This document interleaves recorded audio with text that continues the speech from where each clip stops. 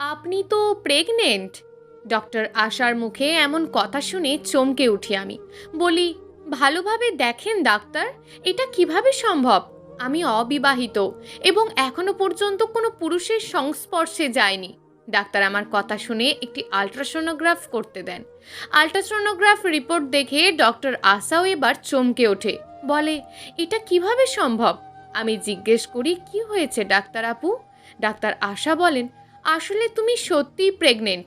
Even তোমার পেটে প্রায় 7 মাসের একটি বাচ্চা দেখা যাচ্ছে, কিন্তু তোমার বাহিরের তো কোনো পরিবর্তন দেখছি না। এটা কিভাবে সম্ভব? আমার 25 বছর বয়সে এমন কন্ডিশনের রুগী আমি দেখিনি। আচ্ছা, তুমি কালকে একবার এসো তো, আর রিপোর্টগুলো থাক আমার কাছে। আমি ডাক্তারের চেম্বার থেকে বাসার দিকে হাঁটতে থাকি আর ভাবতে থাকি, কিভাবে সম্ভব এটা? আমার পেটে 7 মাসের বাচ্চা, আমার পেটের তো কোনো পরিবর্তন আসেনি, আর পেটে কখনো তো ব্যথাও অনুভব করিনি।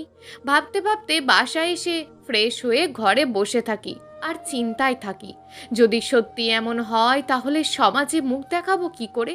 সমাজ তো আর আমার কথা বিশ্বাস করবে না। সত্যিই তো, পুরুষের স্পর্শ ছাড়া কিভাবে বাচ্চা হয়? আমার কিছুদিন ধরে মাথাটা ঘোরে, এজন্য ডক্টরের কাছে গেছিলাম, কিন্তু ডাক্তার আপু এমন বলবে ভাবতেও পারিনি। আমি বাড়িতেও জানাইনি এখনো, প্রচুর ভয় লাগছে। তবুও ভয়ে ভয়ে মাকে আমার ঘরে ডাকলাম। মা ঘরে এসে বলল, কি হয়েছে মা? মা, আমার মাথা ঘোরার জন্য ডাক্তার দেখিয়েছি, কিন্তু ডাক্তার আপু আমাকে যা বলেছে তা আমি বিশ্বাস করতে পারছি না। কি বলেছে ডাক্তার? আমি নাকি প্রেগনেন্ট। কি? কি বলিস এগুলো? কিভাবে সম্ভব? আমি কাঁদতে কাঁদতে মাকে জড়িয়ে ধরি আর বলি, বিশ্বাস করো মা, আমি কোনো পুরুষকে স্পর্শ করিনি। বিশ্বাস করো মা, আমি অত খারাপ নই মা। হারে পাগলি, কাঁদতে হবে না, আমি জানি আমার মেয়ে কেমন। তারপর ডাক্তার কি বলল? আগামীকাল আবার দেখা করতে বলল। আচ্ছা ঠিক আছে, কালকে আমিও তোর সাথে যাব। দেখিস কোনো ভুল হয়েছে, এখন টেনশন না করে খেয়ে নে। বিষয়টা বাবাকেও বলিনি, এমনকি ভাইয়াকেও বলিনি লজ্জায়। আগে শুনি কালকে ডাক্তার কি বলে। রাতে এগুলো টেনশন করতে করতে ঘুমিয়ে পড়ি। সকালে ঘুম থেকে উঠে খাওয়া দাওয়া করি। বাবা অফিসে যাওয়ার পর ভাইয়াকে বাসায় রেখে ডাক্তারের কাছে যাই, আমি আর আমার মা। ডাক্তার আপুর কাছে যেতেই ডাক্তার আপু আমাকে বলে, এসেছো? জি আপু। সাথে কে ইনি? আমার মা। আচ্ছা বসো। আচ্ছা, তোমার নাম কি আর কিসে পড়ো? আমি দীপ্তি, আর এইবার অনার্স 2য় বছর। আচ্ছা, তোমার কোনো বয়ফ্রেন্ড আছে? ডাক্তারের মুখে এমন কথা শুনে একটু বিব্রত হই, আবার পাশে মা বসে, তাই একটু লজ্জা করছিল। তবুও বললাম, জি আছে, কিন্তু আমি ওকে এখনো পর্যন্ত স্পর্শ করিনি। ডাক্তার আশা এবার বলে, আসলে তোমার ভিতরে আর একটি জীবিত সত্তা রয়েছে, এটা শিওর। কারণ আমি জেলার সবথেকে বড় বড় গাইনি বিশেষজ্ঞদের সাথে তোমার বিষয় নিয়ে আলোচনা করেছি। তোমার শারীরিক কোনো পরিবর্তন ছাড়াই প্রায় 7 মাসের বাচ্চা ভিতরে আমি ডাক্তার শাস্ত্রে দেখিনি। তবে এমনটা যে একদমই হয় না তা কিন্তু নয়, এমন হয়, তবে খুব রেয়ার, যেটা বাচ্চার পুষ্টির অভাবে থাকে। আমরা তোমার এই অবস্থার জন্য দুটি বিষয় ধারণা করেছি। এক, তুমি কোনো ফিজিক্যাল হ্যারাসমেন্ট আমাদের কাছে লোকাচ্ছ। এই কথা শোনার সাথে সাথেই ডাক্তার আশাকে বললাম, না, প্রশ্নই ওঠে না, আমি কেন মিথ্যা কথা বলবো ডাক্তার বলেন? অন্তত এই রকম পরিস্থিতিতে কিভাবে মিথ্যা বলি? ডক্টর আশা এবার বলল, আর নয়তো তোমাকে ঘুমের ওষুধ মিশিয়ে ঘুম পাড়িয়ে তোমার সাথে কেউ শারীরিক সম্পর্ক করে আবারও আগের অবস্থায় রেখেছে, যেন তুমি কিছু না বোঝো। তাই তোমার গোপন অঙ্গে একটি টেস্ট করতে হবে। ডক্টর আশার কথা অনুযায়ী টেস্ট করার জন্য 1 স্টেপ সেল করে রুমে যায়। সেখানে কিছু পদার্থ এবং ব্লাড নেই। রিপোর্ট আসা পর্যন্ত আমি আর মা ওয়েট করতে থাকি। বেশ কিছুক্ষণ পর রেজাল্ট আসলো। আমি আর মা ডাক্তারের রুমে যাই। ডাক্তার আবার আমার রিপোর্ট দেখে চমকে যায়, কারণ আমার কোনো প্রকার ভ্রূণ বা চিহ্ন কোনো কিছু নেই। তাহলে কিভাবে এই বাচ্চার জন্ম আমার পেটে? এবার ডক্টর আশা আরও কিছু ডক্টরকে ফোন করে ডেকে আনলেন। তখনই প্রায় 4জন মতন ডাক্তার আসে। তারা এসে আমাকে দেখে এবং আমার রিপোর্ট দেখে তারাও রীতিমতো শকড হয়ে যায়। তাই তারা 5জন ডাক্তার ডিসিশন নিল, এটাকে অপারেশন করে দেখতে হবে এটা কি, কারণ এটা দেখতে হুবহু বাচ্চার মতন, কিন্তু টিউমারও সন্দেহ করা যায়। তবে এটা নড়ছে, কিন্তু টিউমার তো নড়াচড়া করে না, তাই অপারেশনটা জরুরি, যে আসলে এটা কি। আর যদি বাচ্চাও হয়, এত বড় বাচ্চা নষ্ট করতে গেলে তো রোগীর ক্ষতি হয়ে যাবে, তবু অপারেশনটা জরুরি। এই কথা বলে আমাকে আগামীকালকের মধ্যেই হাসপাতালে ভর্তি হতে বলল ডক্টর আশা। ডাক্তারের চেম্বার থেকে আমি আর মা চলে আসি বাসায়। আমার পেটে একটা বাচ্চা, কিন্তু আমি কোনো কিছু অনুভব করতে পারছি না। আমার পেটেও কোনো পরিবর্তন হয়নি। কিভাবে কি আমার কোনো সমস্যাই হচ্ছে না।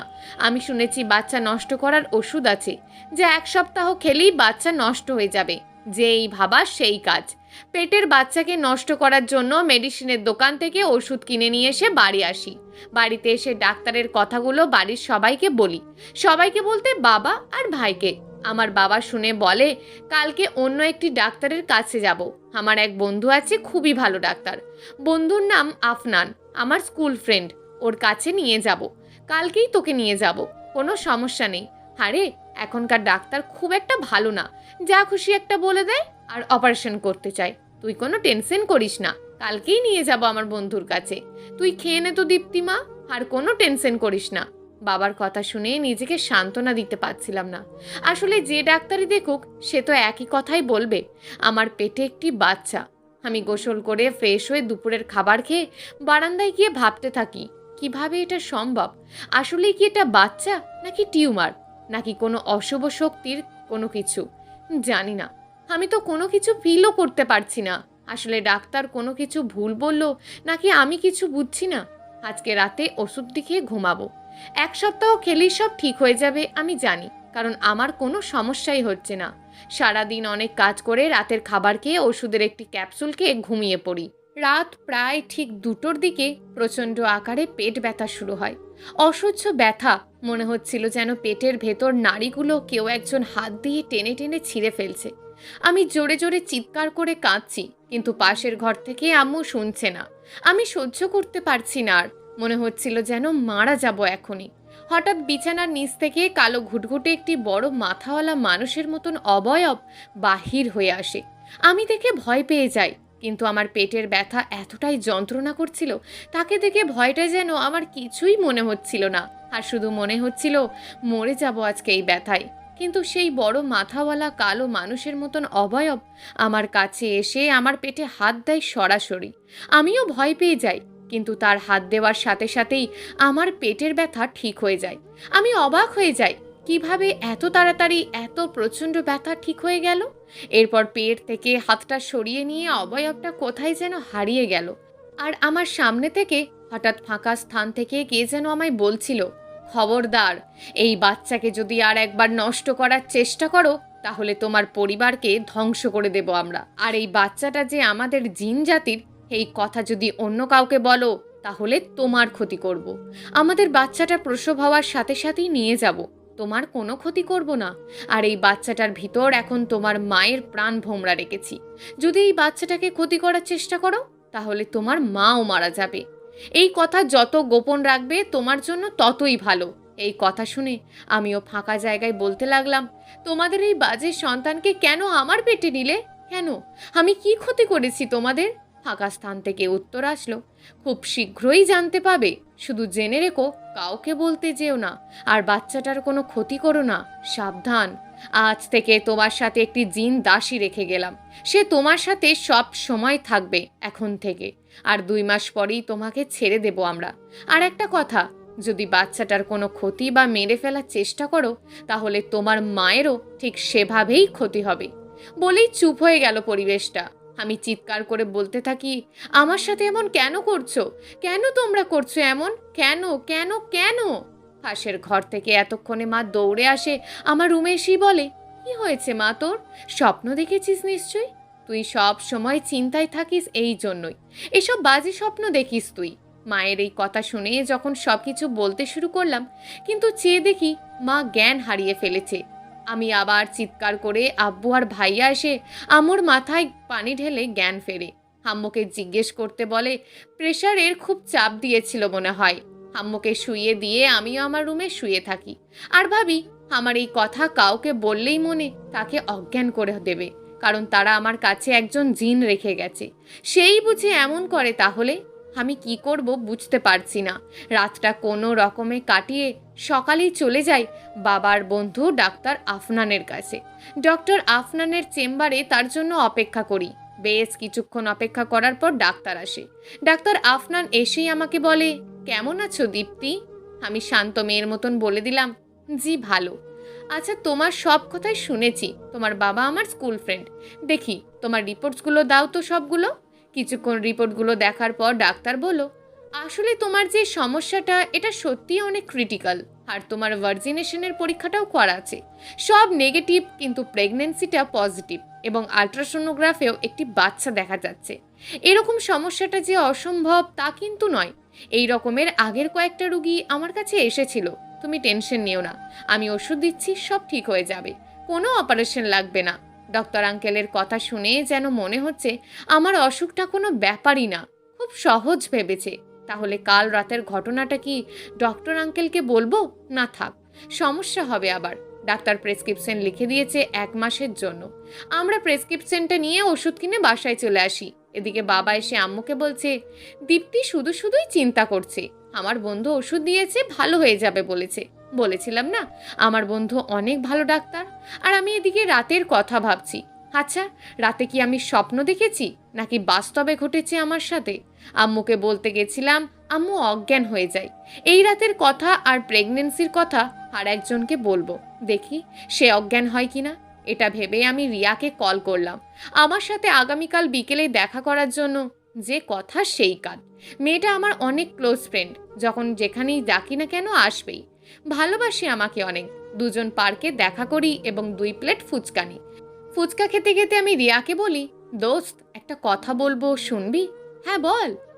আসলে আমি প্রেগনেন্ট। কি? কিভাবে? তুই এত খারাপ কাজ করছিস? আমি জানি তোর বয়ফ্রেন্ডটা দেখতে ওই রকম, খুব সুবিধার লাগেনি আমার, তাই এমন করেছে বিয়ের আগে। আরে শোন আগে পুরো কথাটা। বলেই শুরু করলাম রাতের ঘটনাগুলো। কথা বলছি আর রিয়ার দিকে তাকিয়ে আছি, বলছি আর রিয়ার দিকে 2 চোখ রাখছি। রিয়াও আমার দিকে তাকিয়ে আছে, আমার কথাগুলো মনোযোগ সহকারেই শুনছে, কিন্তু অজ্ঞান হচ্ছে না কেন? তার মানে সেদিন আম্মু এমনিতেই অজ্ঞান হয়েছিল। জিনরা কিছু করেনি মনে হয়। রাতের ঘটনা বলা যখন শেষের দিকে, তখন রিয়ার দিকে তাকিয়ে দেখি তার 2 কানে সে হাত দিয়ে আছে। এমনভাবে হাত দিয়ে আছে যেন সে তার কানে হঠাৎ ব্যথা পেয়েছে। আমি রিয়ার এমন অবস্থা দেখে তাকে বললাম, কি হয়েছে রিয়া? না, কিছু না, কেমন জানি ব্যথা পাচ্ছিলাম আর মনে হচ্ছিল কিছু শুনতে পাচ্ছি না। আচ্ছা বল, তুই যেন কি বলতে চাইছিলি? কিসের রাতের ঘটনা? রিয়ার মুখে এমন কথা শুনে আমি তো অবাক। আমি পুরো ঘটনা তাকে বললাম প্রায়। এমনকি সে এমনভাবে তাকিয়েছিল যে মনে হচ্ছিল সে মনোযোগ সহকারে শুনছে আমার কথা। তাহলে এখন আবার এমন কথা বলছে রিয়া? তার মানে রিয়া এতক্ষণ কিচ্ছু শোনেনি। এখন আমি শিওর আমার এই কথাগুলো সত্যিই কাউকে বলতে বারণ। আর কাউকে বলতে চাইলেও তারা হয়তো কাউকে শুনতে দেবে না। আর আমি এই মিথ্যা চেষ্টা করব না, কাউকে এই ঘটনা সম্পর্কে বলতে যাব না। আমাকে খুঁজতে হবে কেন এই বাচ্চা, আর আমার গর্বেই বা কেন তারা দিতে গেল? আমি কি ক্ষতি করেছি তাদের? আমি রিয়াকে আর কোনো কিছু না বলে প্রসঙ্গ চেঞ্জ করি। এরপর কিছুক্ষণ থাকার পর রিয়াকে বাড়িতে পাঠিয়ে দিই। আমিও বাসায় যেতে থাকি।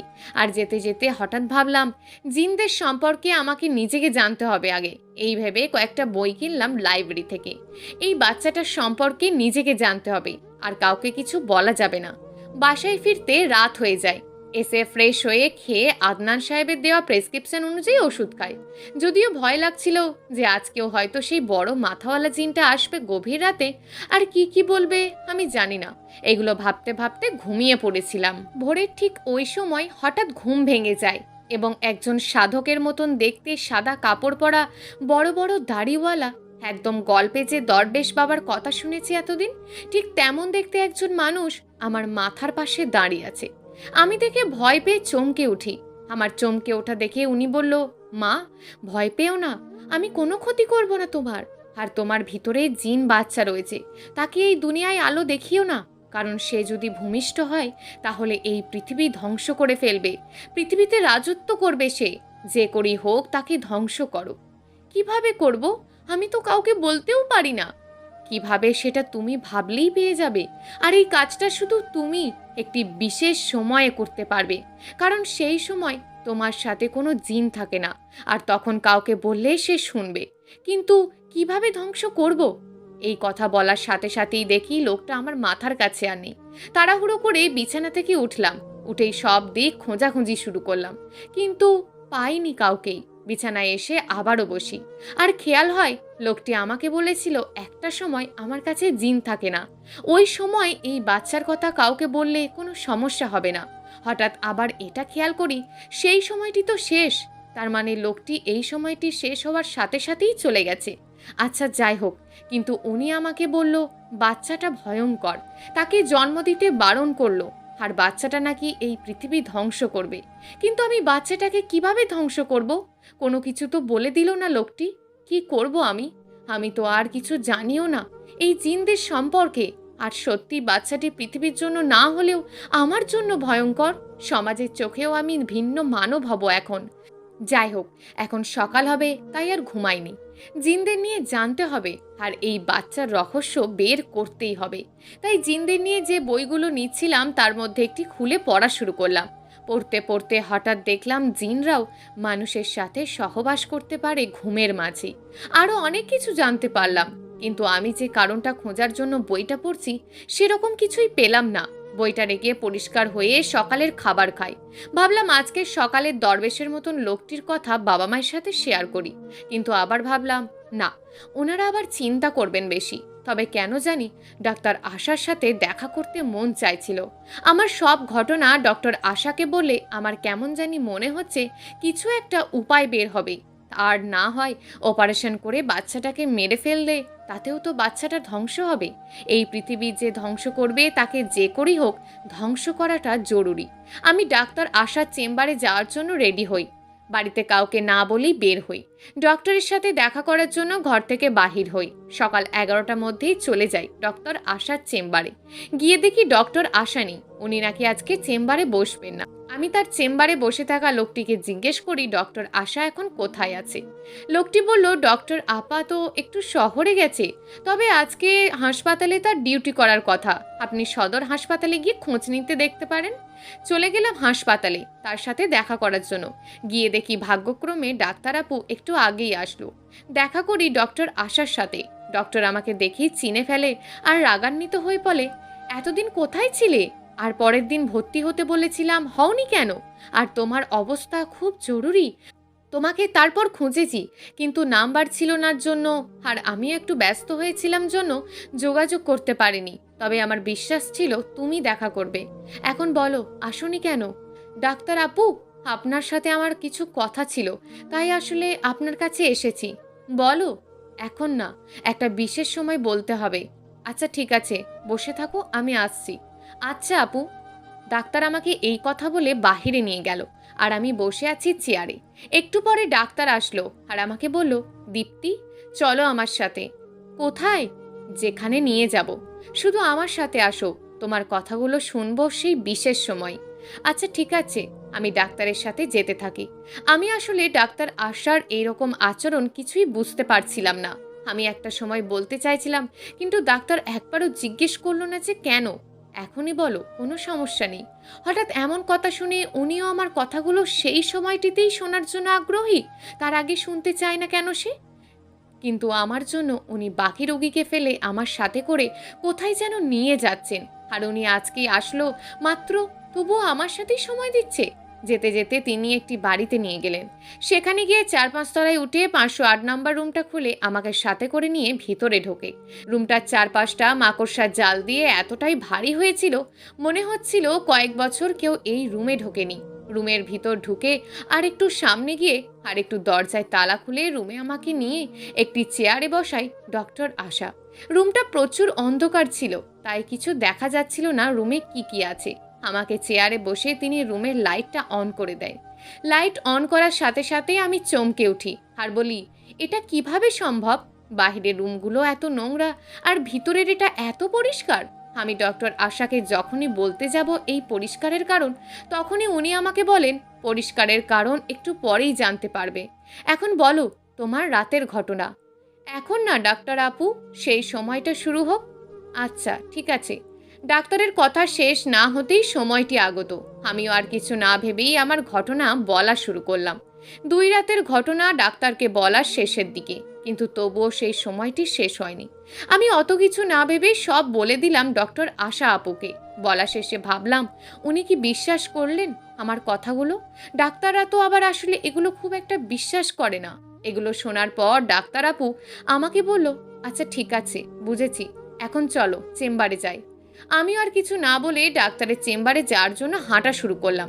হাঁটতে হাঁটতে ডক্টর আশাকে বলি, আচ্ছা ডক্টর আপু, আমি যে কথাগুলো বললাম তা কি আপনার বিশ্বাস হয়েছে? বিশ্বাস হবে না কেন? আসলে কিছু কিছু জিনিস আছে যেগুলো বিশ্বাস না হলেও করতে হয়। আমি আর কোনো কথা না বলে হেঁটেই চলেছি ডাক্তারের চেম্বারের দিকে তার সাথে। হঠাৎ ঘড়ির দিকে তাকিয়ে দেখি এখন তো সেই সময়টিই হয়নি। তাহলে তখন সময়টা কে বদলালো? আমি ডাক্তার আশার দিকে তাকিয়ে বললাম, আপু, এখনো তো সেই সময়টি আসেনি, তাহলে তখন কিভাবে কি? ডাক্তার আশা আমার কথা শুনে মুচকি হেসে দিয়ে বলল, আসলে তখন সময়টি যে বদলে দিয়েছে সে একটি জিন। মানে? শোনো, তোমাকে যেদিন অপারেশনের জন্য ভর্তি হতে বলেছিলাম সেদিন রাতে যখনই বাড়িতে গিয়ে ঘুমাই, ঠিক রাত 2টোর সময় একজন সাধকের মতন আমার কাছে এসে আমাকে আস্তে করে ডেকে তোলে। মানে তোমার কাছে যেই বিশেষ সময় লোকটি আসছিল সেই লোকটি। আমি প্রথমে ভয় পেয়ে যাই। তারপর উনি আমাকে বলে, ডক্টর ম্যাডাম, এই পৃথিবীটাকে বাঁচান। আমি তখন বলি, মানে? ডাক্তার, আপনি আজকে যেই রুগীটিকে দেখেছেন যাকে অপারেশনের জন্য ভর্তি হতে বলেছেন, তার পেটে আসলে সত্যিই একটি বাচ্চা আছে, এবং সেই বাচ্চাটি একটি শয়তান জিনের বাচ্চা। সে কিনা এই পৃথিবীতে রাজত্ব করবে এবং আস্তে আস্তে এই পৃথিবীটাকে ধ্বংস করে ফেলবে। আপনি একমাত্র যে পৃথিবীটাকে বাঁচাতে পারবেন। আমি কিভাবে বাঁচাবো? আর আপনি কিভাবে জানেন এত কিছু? তারপর বলেন, উনি নাকি একজন জিন, এবং যে ঘর থেকে ঘুরে আসলে তার প্ল্যানার ছিল ওই জিনটাই। সেই রাতে আমাকে সব বলে এই বাচ্চাটার সম্পর্কে, এবং আরও বলে তোমার পেটে কেন দিতে গেল এই বাচ্চাটা। ডাক্তারের মুখে এসব কথা শুনে বলি, ডাক্তার আপু, আমাকে প্লিজ বলেন কেন আমার পেটে দিতে গেল এই বাচ্চাটা? বলেন প্লিজ। আসলে তোমার এই বাচ্চাটা একটি শয়তান জিনের, যে কিনা আজ থেকে 2000 বছর আগে এই পৃথিবীতে আসার চেষ্টা করছে। তার এই পৃথিবীতে আসার জন্য দরকার ছিল একটি মেয়ের গর্ভে সে বড় হয়ে পৃথিবীতে আসবে, আর সেই বাচ্চাটি তোমাকে পেয়ে যায়। কারণ তোমার বাবা একটি লোভী মানুষ। তোমার বাবার সাথে প্রায় 1 বছর আগে একটি জিনের সাথে পরিচয় হয়। তোমার বাবাকে সেই জিনটি একটি অফার দেয়, যদি ওই জিনের বাচ্চাটাকে এই পৃথিবীতে ভূমিষ্ঠ করে তাহলে তোমার পরিবারের কাছে একটি অত্যাধিক শক্তি থাকবে এবং তোমার পরিবার ও জিনের বাচ্চাটি এই পৃথিবীর মালিক হবে। তবে কোনো একদিন তোমাদের পরিবারকেও ধ্বংস করে ফেলতো এই জিন বাচ্চাটি। সেই কথা বলেনি তোমার বাবাকে। এই কথা শুনে তোমার বাবাও রাজি হয়ে যায় এবং কিছু কন্ডিশন দিয়েছিল সেই জিনকে। কি কি কন্ডিশন দিয়েছিল বাবা? প্রথম শর্ত ছিল, এই বাচ্চাটার সম্পর্কে যেন আমার মেয়ে কিছুই না জানে, মানে তুমি যেন কিছু না জানো। তারপর তোমার পরিবারও যেন না জানে, আর তোমার যেন কোনো ক্ষতি না করে। এই শর্তগুলো মেনে নেয় জিনটি, আর তাই তোমার পেটে এই বাচ্চাটা।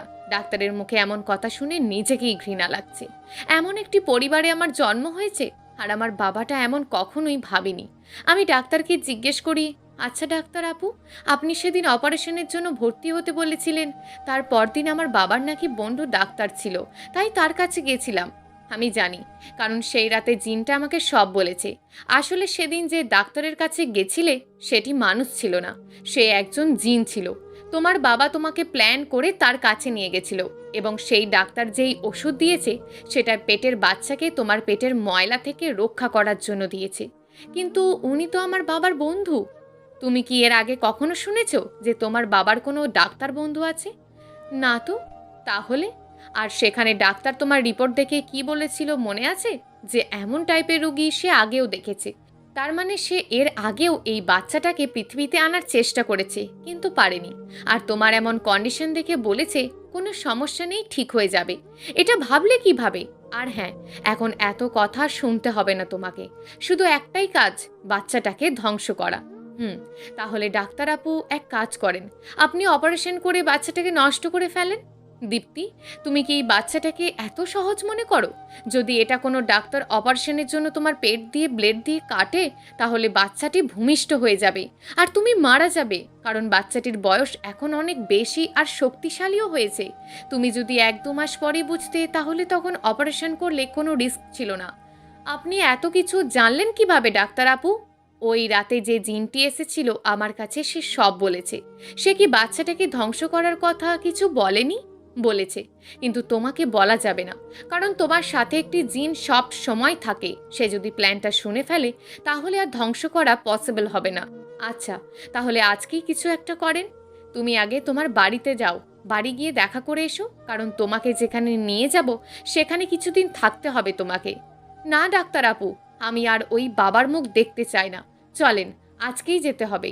না, তোমাকে বাড়ি যেতেই হবে, কারণ তোমার রুমে একটা জিনিস আছে, সেটা নিয়ে আসতে হবে। সেই জিনিসটা ছাড়া এই বাচ্চাটাকে ধ্বংস করা সম্ভব না দীপ্তি। কি জিনিস? তাহলে আমি এক্ষুনি বাড়ি গিয়ে আনছি। না দীপ্তি, এত তাড়াহুড়া করা যাবে না, আস্তে আস্তে এগোতে হবে আমাদের। আর শোনো, তোমার ঘরের ডান দিকে যে পড়ার টেবিল আছে, সেই টেবিলটার নিচে দেখবে একটু লাল কাগজ আর্তভাবে পুঁতে রাখা আছে। সেখানে একটু মাটি তুলে দেখবে একটা জিনিস আছে। আর কি জিনিস সেটা আমিও জানি না। তুমি তুলে নিয়ে কালকে সকালে আমার কাছে এসো দীপ্তি, আমি এই হাসপাতালেই থাকবো। আচ্ছা ঠিক আছে ডাক্তার আপু, তাহলে কালকে দেখা হচ্ছে। আচ্ছা ঠিক আছে। আর হ্যাঁ, তোমার বাবা যেন এই কথা না শোনে, আর যে জিনিসটা পাবে সেটা ভুলেও তোমার বাবার কাছে যেন না যায়। আচ্ছা। ডাক্তার আপু থেকে বিদায় নিয়ে বাবার প্রতি ঘৃণা নিয়ে বাড়ির দিকে যাচ্ছি। আসলে আমার বাবা যে এতটা খারাপ মানুষ আগে বুঝিনি। সে তার মেয়েকে ব্যবহার করেছে স্বার্থের জন্য। সে সত্যি অপরাধীদের মধ্যে একজন। বাড়িতে যেতে ইচ্ছে করছিল না, তবুও যেতেই হবে। ডাক্তার আপু যে বলবো কি যেন আছে সেখানে, সেটা নিয়েই চিরতরে বাহির হয়ে যাব বাড়ি থেকে। যে মানুষটা নিজের স্বার্থের জন্য এমন একটা বাজে কাজ করতে পারে, সে একজন বাবা হওয়ার অধিকার রাখে না। তাই তো বলি, বাবা আমার রুমে আসলে সব সময় আমার পড়ার টেবিলের কাছে কেন থাকতো? আচ্ছা, টেবিলে কি এমন জিনিস আছে দেখতে হবে। তাড়াতাড়ি করে বাড়িতে এসে গেট খুলেই দেখি গেটের ভিতরে বাবা দাঁড়িয়ে আছে। তাকে দেখে কেমন জানি মনে হচ্ছিল। আমাকে দেখে বাবা বলে, কোথায় গেছিলি দীপ্তি? আমি বললাম, কলেজে গেছিলাম। ইদানিং তুই এত কোথায় যাস ঘুরতে? বাড়িতে দেখি না তো তেমন তোকে। কলেজে যাই বাবা, ঘুরতে নয়। বলি ঘরে চলে এলাম। বাবার কথাগুলো কেমন জানি বিরক্ত লাগছিল। ঘরে এসে কাপড় চেঞ্জ করে বসে থাকি। বসে থাকতে থাকতে হঠাৎ মনে পড়ে ডাক্তার আপু যে জিনিসটার কথা বলেছে, সেই জিনিসটা খোঁজার জন্য বিছানা থেকে উঠে টেবিলের কাছে যেতেই বাবা আমার রুমে চলে আসে। আমি তাকে দেখে আমার টেবিলের কাছে গেলাম না। আজকে বাবা সব সময় আমার রুমের দিকেই কেন থাকছি? বাবা কি সব কিছু জেনে ফেলেছে নাকি? আমার সাথে যে জিনটা থাকে, সে কি সব বাবাকে বলে দিল নাকি? আমাকে তাড়াতাড়ি জিনিসটা বাহির করতে হবে। আর আজকে রাতেই তাহলে জিনিসটা বাহিরই করতে হবে। কিন্তু বাবাকেও আজকে আমার রুমে একা আসতে দেওয়া যাবে না, কারণ আমি শিওর আমার আর ডাক্তারের কথাগুলো বাবা সব জেনেছে। আচ্ছা যাই হোক, আমি আজকে সারা দিন আমার ঘরেই ছিলাম। রাতের খাবার খেয়ে আমার ঘরে এসে ভাবলাম বাবার এই নিষ্ঠুর কাহিনীটা মাকে বলে দেব সব। পরে ভাবলাম না, এখন না, বাচ্চাটাকে আগে ধ্বংস করে দিই, তারপর বাবার নিষ্ঠুরতার কথা সবাইকে বলবো। আমি ঘুমিয়ে পড়ি। ঠিক রাত 12টার দিকে বাবা আমার রুমে এসে আস্তে আস্তে টেবিলটা সরাই। তাতে আমি ঘুম থেকে জাগনা হয়ে বাবাকে দেখে বুঝে যাই যে আমাদের কথা বাবা সব শুনেছে, তাই জিনিসটা সরিয়ে নিচ্ছে বাবা। আমিও চুপি চুপি বাবার সাথে যাই। গিয়ে দেখি বাবা জিনিসটা তার রুমের বিছানার মধ্যেই রাখে। আমি তা দেখে আমার রুমে গিয়ে শুয়ে পড়ি। ঠিক ভোরের সময় আমি বাবার রুমে গিয়ে জিনিসটা নিই। জিনিসটা দেখে আমি অবাক হয়ে যাই, কারণ জিনিসটা একটি পুতুল, এবং পুতুলটি হুবহু আমার মতন দেখতে। এত কিছু না ভেবে আমি পুতুলটি নিয়েই ভোরে উঠে রওনা দিই ডাক্তারের কাছে। ডাক্তারের সাথে দেখা করি তার বাড়িতে। ডাক্তার আমাকে দেখে বলে, পুতুলটা দেখি। আমি তাকে দিলাম। ডাক্তারও পুতুলটা দেখে অবাক হয়ে যায়। এরপর আমাকে নিয়ে আসে শ্মশান ঘাটে এক সাধুর কাছে। সাধুটি আমাকে দেখে বলে, তোমরা এসেছো? ডাক্তার বলে, জি সাধু বাবা। আচ্ছা বসো, আর পুতুলটা দাও। আমি সাধুটাকে বললাম, আপনি পুতুলের কথা জানেন? হ্যাঁ, আর আমি ছাড়া এই পুতুলের রহস্য আর তোমার পেটের বাচ্চাকে কেউ নষ্ট করতে পারবে না। আপনি বাচ্চা সম্পর্কে কিভাবে জানেন? ডাক্তার আপু বলেছে। সে একটি মুচকি হাসি এসে বলে, ডাক্তার আপুকে আমি বলেছি, ডাক্তার আমাকে বলেনি। মানে কি? সাধু আর কথা না বাড়িয়ে বলে, পুতুলটি দাও। আমি তার হাতে দিয়ে দিই। এরপর তিনি একটি আসনের মতন করে সেখানে পুতুলটিতে রেখে মাটিতে কি যেন বলছে আর পুতুলটাতে পানি দিচ্ছে। হঠাৎ পুতুলের কালার চেঞ্জ হতে লাগলো। আর যখনই পুতুলের কালার চেঞ্জ হতে থাকে কেমন জানি আমার পেটে ব্যথা শুরু হয়ে যায়। আস্তে আস্তে প্রচণ্ড ব্যথা শুরু হয়, অসহ্য ব্যথা। একদম সেদিন রাতে যেমন ব্যথা পাচ্ছিলাম ঠিক তেমন। আমি তবুও অনেক কষ্ট করে চাপা কণ্ঠে বসে সহ্য করে নিচ্ছি ব্যথাটা। এরপর হঠাৎ এই সাধু বাবা ছিটকে পড়ে যায় তার বসার আসন থেকে। আমি আর ডাক্তার ভয়ে একটি চিৎকার দিয়ে উঠি। হঠাৎ ওপর থেকে কে যেন বলে, এই সাধু, তুই আমাকে মেরে ফেলবি? এত বড় সাহস তোর! আজকে তোকেই এই পৃথিবী ছাড়া করব। সাধু হঠাৎ তার 2 হাত দিয়ে তার নিজের গলা টিপে ধরে। আস্তে আস্তে সাধুর শ্বাসকষ্ট হতে থাকে। কিছুক্ষণ এমন করার পর সাধু অনেক কষ্টে আমাকে বলে, দীপ্তি, পুতুলটির ভিতর কিছু একটা ঢুকিয়ে দাও যেন এপাশ থেকে ওপাশে বাইর বের হয়।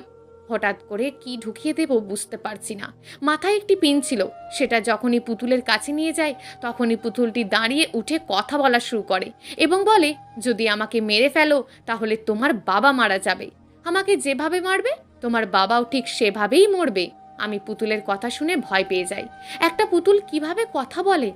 আমি এগুলো ভাবতে ভাবতে ডাক্তার আপু একটি ব্লেড পুতুলটির শরীরে ঢুকিয়ে দেয় আর সাধু একটা জোরে চিৎকার করে বলে, না, যেন সাধু আবার আগের অবস্থায় ফিরে এসছে আর বলে, এটা কি করলে ডাক্তার আপা? এই বাচ্চাটাকে দীপ্তি ছাড়া আর কেউ মারতে পারবে না। আপনার স্পর্শ পেয়ে সে এখন আরও শক্তিশালী হয়ে গেছে। এখন এই বাচ্চাটাকে মারতে হলে আর একটা প্রাণ হারাতে হবে। সাধুর মুখে এই কথাটা শুনে বুকটা আঁতকে ওঠে। আমি তখনই বলি, এখন কি হবে? সাধু বলে, তোমার বাবাকে এবার সত্যিই হারাতে হবে। পুতুলটি তখন যা বলেছিল এখন তাই হবে। তুমি যদি তখনই কিছু একটা ঢুকিয়ে দিতে তাহলে এখনই সব শেষ হয়ে যেত। কিন্তু আমার বাবাকে আমি মেরে ফেলবো, তা না হলে আর সম্ভব না। আমি পারবো না। আমার বাবা খারাপ জানি, তবুও নিজের বাবাকে কি কেউ মারতে পারে? ডাক্তার, আমাকে মাফ করেন। এরপর ডাক্তার বলে, তুমি যদি এটা না করো তাহলে গোটা পৃথিবীর মানুষ ধ্বংস হয়ে যাবে। তুমি চাও পৃথিবীটা একটা অশুভ শক্তির কাছে চলে যাক? প্লিজ দীপ্তি, আমাদের বাঁচাও তুমি। আর আমার ভুলের জন্যই এটা হলো। আমাকে মাফ করো প্লিজ। আমি ডাক্তারের কথা শুনে রাজি হয়ে যাই। এরপর সাধু কি আবার যেন বলা শুরু করলো আর পুতুলটাতে পানি ছিটিয়ে দিচ্ছিল। হঠাৎ দেখি পুতুলটি দুটি হয়ে গেল। একটি হুবহু দেখতে আমার বাবার মতন আর একটি আমার মতন। দুইটা হয়ে যাওয়ার কারণে সাথে সাথে সাধু আমাকে একটা ছুরি দিল। আমিও নিয়ে দুইটার ভেতর ঢুকিয়ে দিলাম আর বিকট কণ্ঠে চিৎকার শোনা গেল। আবার বাবার কণ্ঠেও কে যেন চিৎকার করে উঠল। আমি কান্না করতে থাকি আর ভাবি নিজের হাতেই বাবাকে মারলাম। হঠাৎ আবার ওপর থেকে কে যেন বলে উঠল, আমাকে জন্ম নিতে দিলি না তো, চলে যাচ্ছি। তবে যাচ্ছি না, আবার আসবো তোদের মাঝে। সেদিন দেখি কে বাঁচায় এই পৃথিবীকে। ভবিষ্যতে কি হবে জানি না, তবে এটার শেষ এখানেই হলো। মুক্তি হলো পৃথিবী একটি অশুভ শক্তির থেকে। প্রিয় দর্শক, এই গল্পটা আপনাদের কেমন লাগলো তা অবশ্যই একটি কমেন্ট করবেন। আর যদি গল্পটা আপনাদের ভালো লেগে থাকে তাহলে ভিডিওটিতে একটি লাইক করে দেবেন এবং এই ধরনের ভিন্ন স্বাদের গল্প শোনার জন্য চ্যানেলটিকে অবশ্যই সাবস্ক্রাইব করে আমাদের সঙ্গে যুক্ত থাকুন।